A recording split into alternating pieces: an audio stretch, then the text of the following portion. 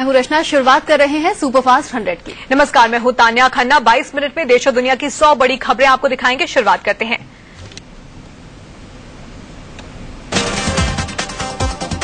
BJP Shiv Sena का 25 साल पुराना गठबंधन बचेगा या फिर नहीं, इसे लेकर आज का दिन काफी अहम है। महाराष्ट्र में सीट बंटवारे को लेकर दोनों ही पार्टियां अपनी अपनी जिद पर अड़ गई हैं और कोई बीच का रास्ता निकलता दिख नहीं रहा।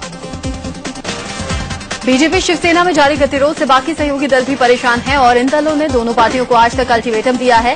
स्वाभिमानी शेतकारी संगठन ने कहा कि अगर गतिरोध दूर नहीं हुआ तो गठबंधन छोड़ने का भी फैसला हो सकता है। शिवसेना ने अपने मुखपत्र सामना के मार्फत अकेले चुनाव लड़ने की धमकी दे दी है। कल शिवसेना प्रमुख उद्धव ठाकरे ने बयान दिया था और वही बयान अब सामना में भी छप गया है और कहा है कि गठबंधन टूटे या रहे, शिवसेना चुनाव के लिए तैयार है। दरअसल शिवसेना ने कल बीजेपी के सामने फाइनल फॉर्मूला रखा था, जिसके मुताबिक बीजेपी को 119 सीटें ऑफर की गई थी। साथ ही शिवसेना ने खुद 151 सीटें रखने की बात कही थी। वहीं बाकी दलों के लिए 18 सीटों का ऑफर है। शिवसेना प्रमुख उद्धव ठाकरे ने बीजेपी को दो टूक कह दिया है कि दिल्ली तुम्हारी है तो महाराष्ट्र हमारा है। शिवसेना के मुखपत्र सामना में उद्धव के इस बयान को प्रमुखता से छापते हुए लिखा गया है कि बीजेपी महाराष्ट्र शिवसेना के लिए छोड़ दे। उधर एक दूसरे के फॉर्मूले को नकारने के बाद बीजेपी और शिवसेना में एक बार फिर से मुलाकातों का दौर शुरू हो रहा है। सूत्रों के हवाले से खबर है कि महाराष्ट्र बीजेपी के चुनाव प्रभारी ओम माथुर उद्धव ठाकरे से मिलने वाले हैं। शिवसेना के कल के फॉर्मूले को खारिज कर चुकी बीजेपी अब शिवसेना के नए प्रस्ताव का इंतजार कर रही है। महाराष्ट्र बीजेपी के प्रभारी राजीव प्रताप रूडी ने उम्मीद जाहिर की है कि गठबंधन नहीं टूटेगा। हम प्रयास में हैं और आज भी हमें विश्वास है कि शिवसेना की तरफ से जो प्रस्ताव आएगा या बातचीत जो होगी, निश्चित रूप से हम युति को बचाने में सफल हो जाएंगे। शिवसेना से गठबंधन और सीटों के बंटवारे को लेकर कल बीजेपी केंद्रीय चुनाव समिति की बैठक में मंथन भी हुआ। बैठक में कोई फैसला तो नहीं हुआ, लेकिन ये जरूर कहा गया कि सम्मानजनक समझौते तक गठबंधन जारी रहना चाहिए। हम युति के पक्ष में हैं और हम चाहेंगे कि सम्मानजनक ढंग से हमारा समझौता जो आज शिवसेना के साथ वर्षों से है, पिछले 25 वर्षों से है, वो कायम रहे। केंद्रीय चुनाव समिति की बैठक के बाद पीएम नरेंद्र मोदी और राष्ट्रीय अध्यक्ष अमित शाह के बीच अकेले में 10 मिनट तक बातचीत हुई। कयास लगाए जा रहे हैं कि इस मीटिंग में महाराष्ट्र की ज्यादा से ज्यादा सीटों को लेकर चर्चा हुई होगी। बीजेपी ने शिवसेना का फॉर्मूला खारिज किया तो उद्धव ठाकरे ने कल रात पार्टी नेताओं के साथ अहम बैठक की। बैठक के बाद शिवसेना नेता दिवाकर रावते ने कहा कि शिवसेना अपने फॉर्मूले पर कायम है और फैसला बीजेपी को लेना है। हमारे ओर से जो करना है वो आदरणीय उद्धव साहब को हमने पूरा अधिकार दिया था। उन्होंने अच्छे ढंग से और जनता का आदर करते हुए उन्होंने उनको जो 2 कदम आगे है तो 4 कदम आगे चले। अभी देखेंगे क्या करते हैं। बीजेपी कल ही शिवसेना के उस फाइनल प्रस्ताव को खारिज कर चुकी है जिसमें बीजेपी को 119 सीटें ऑफर की गई थी। जो प्रस्ताव है उसमें हम लोग खुश नहीं है। खुश रहने का कोई सवाल ही नहीं आता, क्योंकि 119 सीटें हम लड़ते ही आए हैं, उसमें नया क्या है। बीजेपी हमेशा त्याग करते रहे और एक सीट भी आप उसमें ना देते रहे, ये बात ठीक नहीं है। वरिष्ठ नेता विनोद तावड़े ने कहा कि बीजेपी को महाराष्ट्र में हाल में 130 सीटें चाहिए ही चाहिए। 135 वॉज अ बेसिक प्रपोजल। बाद में जब चर्चा हुई और युति टिकाने की हमारी जो मानसिकता है उसमें हमने 130 5 कम करके 130 तक लाए। महाराष्ट्र बीजेपी के वरिष्ठ नेता एकनाथ खड़से ने कहा कि शिवसेना उन 59 सीटों में भी हिस्सा दे जिसे वो पिछले 25 सालों से हारती आ रही है। उन्होंने कहा कि बीजेपी भी 19 सीटों पर हारती रही है, इसलिए हारने वाली इन सभी सीटों पर फिर से फैसला हो। जब 59 सीट ये हम जीतते ही नहीं, ऐसी सीटें अगर हम लोग एडजस्टमेंट में लेंगे तो अच्छा होगा। नहीं तो 25 साल में जीते नहीं, 30वें साल में भी जीतेंगे, इसकी संभावना बहुत कम है। महाराष्ट्र के दूसरे सियासी गठबंधन कांग्रेस और एनसीपी में भी सीट बंटवारे का पेच फंसा हुआ है। हालांकि एनसीपी खेमे से ये खबर आ रही है कि सीटों के बंटवारे पर आज रात या फिर कल तक फैसला हो जाएगा। 30वें साल में भी जीतेंगे, इसकी संभावना बहुत कम है। महाराष्ट्र के दूसरे सियासी गठबंधन कांग्रेस और एनसीपी में भी सीट बंटवारे का पेच फंसा हुआ है। हालांकि एनसीपी खेमे से ये खबर आ रही है कि सीटों के बंटवारे पर आज रात या फिर कल तक फैसला हो जाएगा। एनसीपी के महाराष्ट्र अध्यक्ष सुनील तटकरे ने कहा कि गठबंधन में अब देर नहीं होनी चाहिए क्योंकि चुनाव प्रक्रिया शुरू हो गई है। तटकरे ने कहा कि कल दोपहर तक सीट के बंटवारे को लेकर फैसला हो जाएगा। इलेक्शन का नोटिफिकेशन जारी हो गया है, इसके लिए तो समय कम बचा है। मुझे लगता है कि आज रात तक नहीं तो कल दोपहर तक सीटों के बंटवारे के बारे में कांग्रेस के साथ बातचीत हो जाएगी। दरअसल महाराष्ट्र में 144 सीटों की मांग कर रही एनसीपी ने कांग्रेस को पहले 24 घंटे का अल्टीमेटम दिया था, लेकिन अब एनसीपी 134 सीटें मांग रही है, जबकि कांग्रेस 125 सीटों से ज्यादा देने को तैयार नहीं है।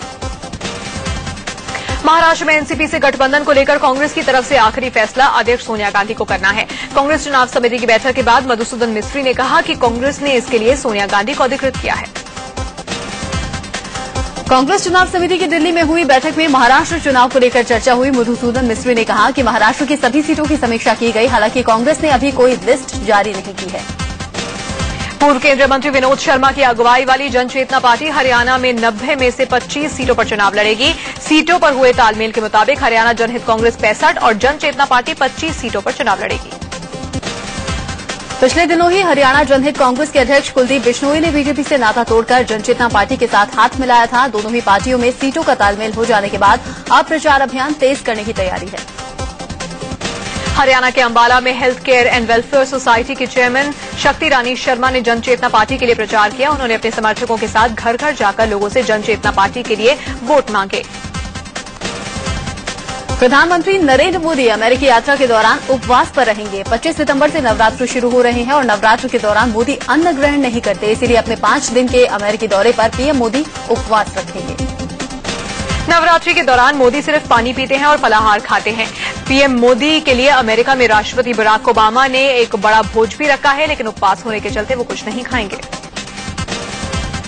मुसलमानों को देशभक्त बताने पर शिवसेना ने पीएम नरेंद्र मोदी की तारीफ की है। सामना में उद्धव ठाकरे ने लिखा कि मोदी सभी धर्मों के नेता हैं, लेकिन कुछ दिखावटी धर्मनिरपेक्षतावादी उन्हें मुसलमानों का दुश्मन बताते रहे हैं। सामना में लिखा गया है कि पीएम मोदी ने देश के मुसलमानों को देशभक्ति का प्रशस्ति पत्र दिया, लेकिन साथ ही ये भी लिखा कि मुसलमानों को देशभक्त कहा, इसलिए मोदी के मन का कट्टर हिंदुत्ववाद पतला हो गया है, ऐसे मानने की जरूरत नहीं है।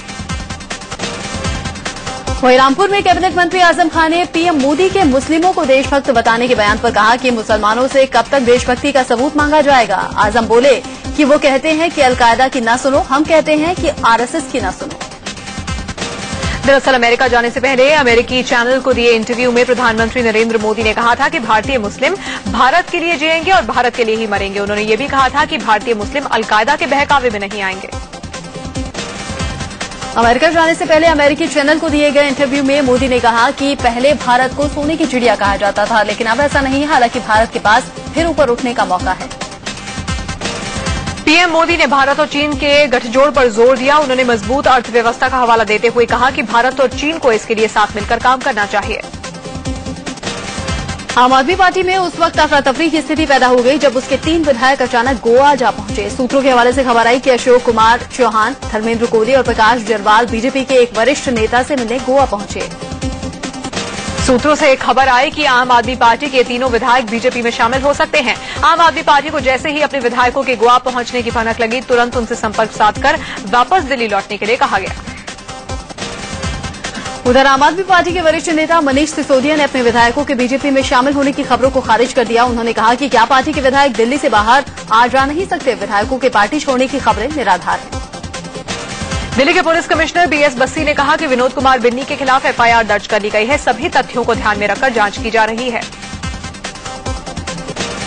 दिल्ली के लक्ष्मीनगर से विधायक विनोद कुमार बिन्नी आम आदमी पार्टी के नेता अलका लांबा पर मानहानि का मुकदमा करेंगे। अलका लांबा ने बिन्नी पर फेसबुक के जरिए अश्लील कमेंट करने का आरोप लगाया था। बिन्नी ने आरोपों को बेबुनियाद बताया है।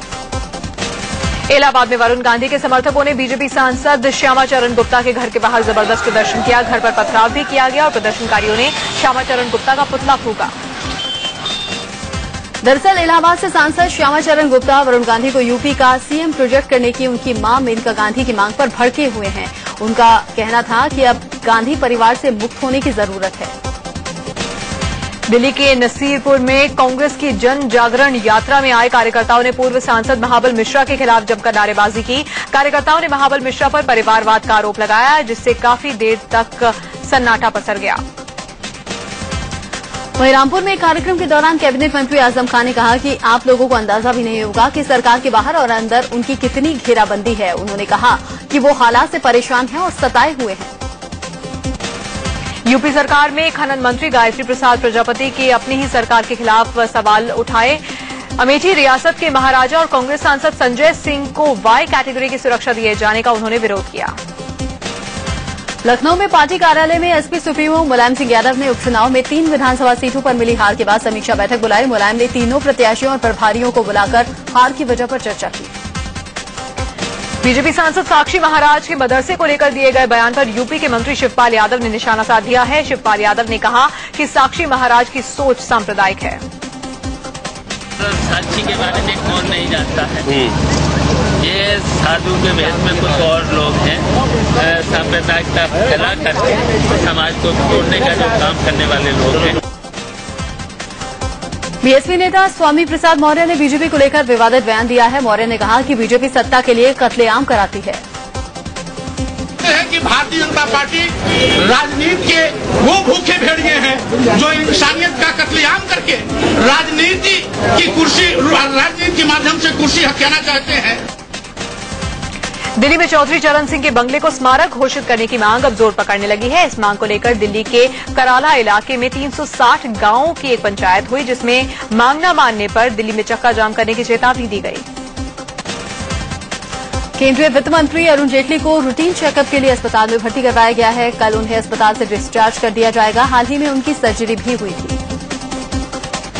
तिब्बती धर्मगुरु दलाई लामा ने पूर्व प्रधानमंत्री मनमोहन सिंह से उनके घर जाकर मुलाकात की। मनमोहन सिंह दलाई लामा की अगवानी के लिए पहले से ही बाहर खड़े थे। ये देखकर दलाई लामा ने उनका आभार जताया।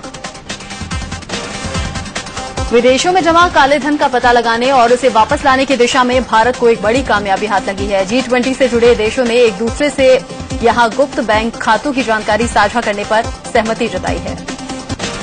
लद्दाख में चीन की सीनाजोरी जारी है। करीब 100 चीनी सैनिकों ने भारतीय सीमा के अंदर 7 टेंट लगा दिए हैं। भारतीय सेना के बार बार चेतावनी देने पर भी चीनी सैनिक पीछे हटने के लिए तैयार नहीं है। इससे पहले एक पहाड़ी पर 35 चीनी सैनिकों ने डेरा डाल दिया था। सीमा पार से भारत में घुसपैठ की तैयारी में जुटे आतंकवादियों को लेकर गृह मंत्रालय में उच्च स्तरीय बैठक हुई। बैठक में गृह मंत्रालय ने सुरक्षा एजेंसियों को ज्यादा सतर्क रहने के लिए कहा था। साथ ही सीमा पर गश्ती और बढ़ाने के निर्देश भी दिए गए। गृह मंत्रालय में आतंकवादियों की संभावित घुसपैठ को लेकर हुई बैठक में राष्ट्रीय सुरक्षा सलाहकार के साथ साथ आईबी और रॉ के चीफ गृह सचिव भी मौजूद थे। आईबी चीफ ने आतंकियों के रूट प्लान के बारे में भी बताया। बताया जा रहा है कि भारी हथियारों से लैस 200 से ज्यादा आतंकवादी भारतीय सीमा में घुसपैठ करने की ताक में हैं। इनमें से 30 से ज्यादा विदेशी बताए जा रहे हैं। आतंकियों ने घुसपैठ के लिए 20 से ज्यादा रास्ते भी खोज रखे हैं। 2G घोटाले के मामले में जांच की आज वित्त मंत्री पी चिदम्बरम तक पहुंचती हुई दिख रही है। 2G घोटाला मामले से जुड़े एयरसेल मैक्सिस डील के मुद्दे पर सीबीआई ने पटियाला हाउस कोर्ट में चार्जशीट दाखिल कर दी है। सीबीआई इस बात की जांच कर रही है कि 2006 में जब चिदम्बरम वित्त मंत्री थे तो उनके रहते हुए कैसे एयरसेल मैक्सिस डील को मंजूरी दी गई। डील से जुड़े नोट पर उनके दस्तखत थे, लिहाजा वो उन परिस्थितियों और संबंधित लोगों की भूमिका की जांच कर रही है। सुप्रीम कोर्ट में एक महिला वकील ने खुदकुशी करने की कोशिश की। छत्तीसगढ़ की गैंगरेप पीड़ित की वकील चीफ जस्टिस के कोर्ट में फिनाइल की गोली खाकर पहुंची, जिसके बाद उसकी तबीयत बिगड़ने लगी। फिलहाल उसे आरएमएल अस्पताल में भर्ती कर दिया गया है। सुप्रीम कोर्ट से सीबीआई डायरेक्टर रंजीत सिन्हा को झटका लगा है। आरोपियों से मिलने को लेकर दर्ज केस को रद्द करने की उनकी अर्जी खारिज हो गई है। वकील प्रशांत भूषण ने आरोपियों से मिलने का इल्जाम लगाते हुए रंजीत के घर की विजिटर डायरी पेश की थी। उधर प्रशांत भूषण ने सुप्रीम कोर्ट में नई अर्जी दी और कहा कि सुप्रीम कोर्ट से उस आदेश पर फिर से विचार किया जाए जिसमें सीबीआई डायरेक्टर के घर की विजिटर डायरी देने वाले का नाम बताने के लिए कहा गया। इस पर कोर्ट ने कहा कि तुरंत फैसला नहीं दिया जा सकता। रेल घूस कांड मामले में पूर्व रेल मंत्री पवन बंसल दिल्ली की विशेष सीबीआई अदालत में बतौर गवाह पेश हुए। बंसल के भांजे विजय सिंगला, रेलवे बोर्ड के पूर्व मेंबर महेश कुमार समेत 10 लोगों के खिलाफ मुकदमा चल रहा है। सुप्रीम कोर्ट ने किसानों की बढ़ती आत्महत्या पर केंद्र सरकार को नोटिस जारी कर दिया है और 4 हफ्ते में जवाब मांगा है। एक जनहित याचिका की सुनवाई के दौरान कोर्ट ने किसानों की आत्महत्या को गंभीर मामला बताया। केंद्रीय मंत्री नितिन गडकरी आज बाढ़ प्रभावित जम्मू कश्मीर का दौरा करने वाले हैं। तबाही का जायजा लेने के साथ ही वो राहत और बचाव कार्य की समीक्षा भी करेंगे। खबर है कि कांग्रेस उपाध्यक्ष राहुल गांधी भी जल्द ही जम्मू कश्मीर का दौरा करने वाले हैं। राहुल गांधी वहां बाढ़ पीड़ित लोगों से मुलाकात करेंगे और हालात का जायजा लेंगे। राहुल के साथ जम्मू के लिए राहत सामग्री भी भेजी जा सकती है।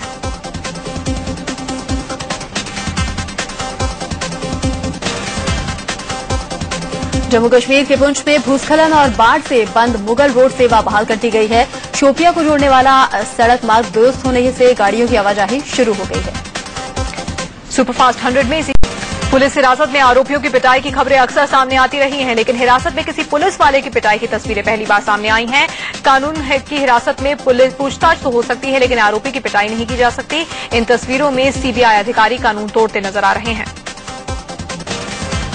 राजधानी दिल्ली के राजौरी गार्डन इलाके में देर रात एक पब में लोगों के बीच में जबरदस्त टकराव हुआ। पब में हुई इस मारपीट में 6 लोग बुरी तरह से जख्मी हुए। जिन लोगों को चोटें आई हैं, उनका आरोप है कि पब के बाउंसर्स ने पहले लड़कियों से छेड़छाड़ की। जब इसका विरोध किया गया तो उनके साथ मारपीट की गई। आरोप है कि पब में मौजूद बाउंसर्स ने डांस कर रहे लोगों पर बियर की बोतलें तोड़ दी। मारपीट में मैनेजर समेत पब के 4 स्टाफ वाले भी जख्मी हो गए। पब मैनेजर के मुताबिक बिल लेने पर यह सारा विवाद हुआ। नालंदा में पुलिस ने लोगों को ठगने के मामले में लोक जनशक्ति पार्टी के एक नेता और उसके सहयोगी को गिरफ्तार कर लिया है। पुलिस ने आरोपी नेता की ऑल्टो कार भी जब्त की है। मथुरा की चेयरमैन मनीषा गुप्ता के पति और बीजेपी नेता राजेश गुप्ता पर एक महिला ने छेड़खानी का आरोप लगाते हुए केस दर्ज करवाया है। वहीं चेयरमैन ने पीड़ित के पति के खिलाफ भी केस दर्ज कराया। मुरादाबाद में सड़क धंसने से सीवर लाइन में गिरे 4 लोगों में से 3 के शव निकाले गए हैं। कई घंटों से इन्हें बचाने की कोशिश की जा रही थी। सीवर का काम कर रही कंपनी के खिलाफ तहरीर दी गई है। इससे पहले बचाव के काम में देरी हुई तो बवाल खड़ा हो गया। लोग पुलिस वालों से उलझ गए और नगर निगम की गाड़ी में जमकर तोड़फोड़ भी की। झारखंड के गढ़वा में बाइक और सवारी गाड़ी की टक्कर में बाइक सवार 3 लोगों की मौत हो गई। हादसा भावनाथपुर कतरा रोड पर हुआ। चंडीगढ़ के मौलिक जागरा इलाके में एक पति ने अपनी पत्नी को चाकू से गोदकर मार डाला। बीवी को मौत के घाट उतारने के बाद आरोपी ने खुद को भी चाकू से जख्मी कर लिया। हरियाणा के पंचकुला में पुलिस को बोरी में बंद लाश के कुछ टुकड़े मिले हैं। सिर और शरीर के दूसरे हिस्से न मिलने से मरने वाले की पहचान नहीं हो पाई। गुजरात के जामनगर में मानसिक रूप से बीमार एक शख्स ने पहले अपने 2 बच्चों को डैम में फेंक दिया और फिर खुद भी डैम में कूदकर खुदकुशी कर ली।